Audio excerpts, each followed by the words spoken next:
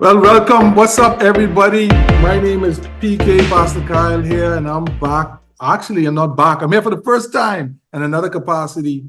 We are launching our very first leadership podcast. As you know, it's called Leadership Unscripted.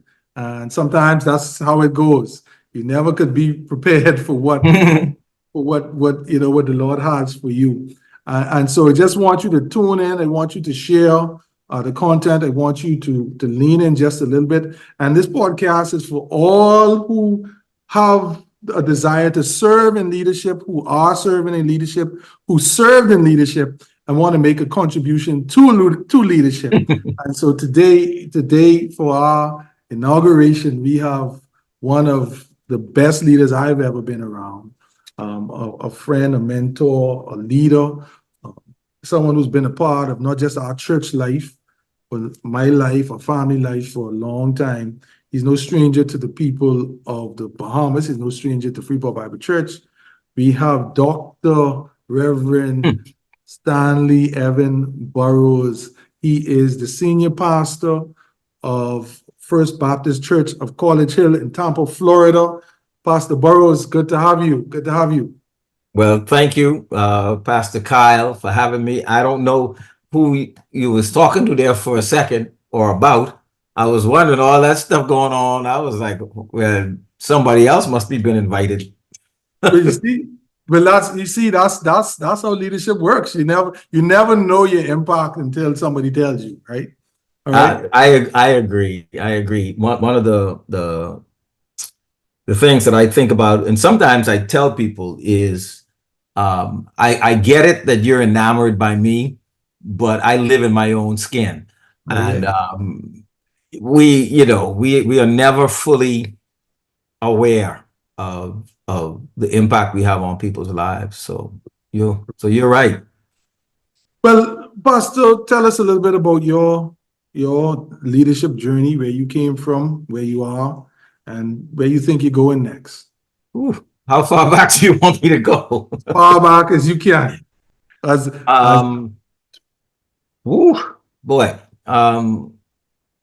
For those of you that may or may not be aware, before I get there, I had opportunity the other day to tell somebody that I was in my 6th decade, and their mouth fell open and their eyes open wide, because they had been calling me young man up to that point.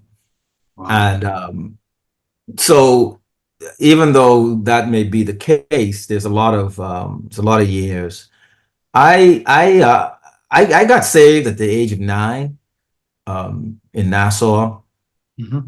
And by the time I was 14, I felt God was calling me into full-time ministry. That's possible.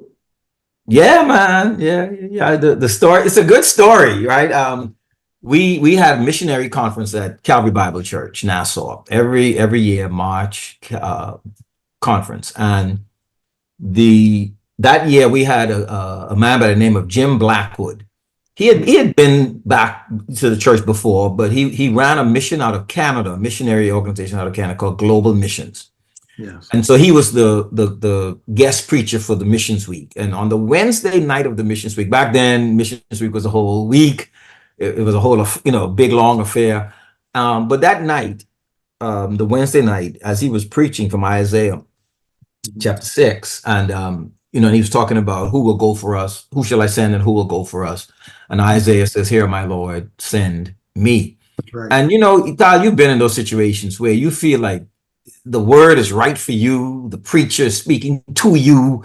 Right. In that moment, there was no one else in the building but me, and this voice that said, "I want you."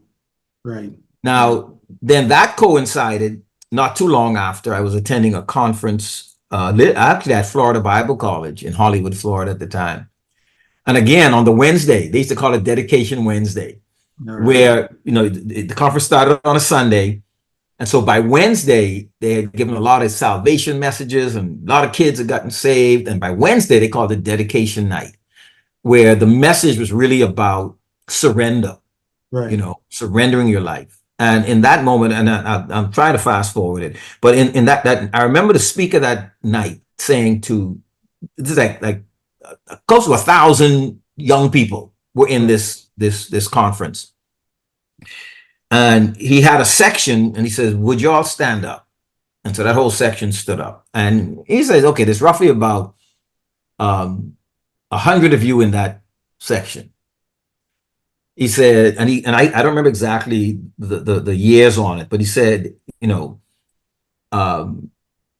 after 2 years, I want 10 of y'all to sit down or whatever, but 20 of y'all to sit down. And so he went along this line from 0 to 10 years, right? Or 1 year to 10 years out.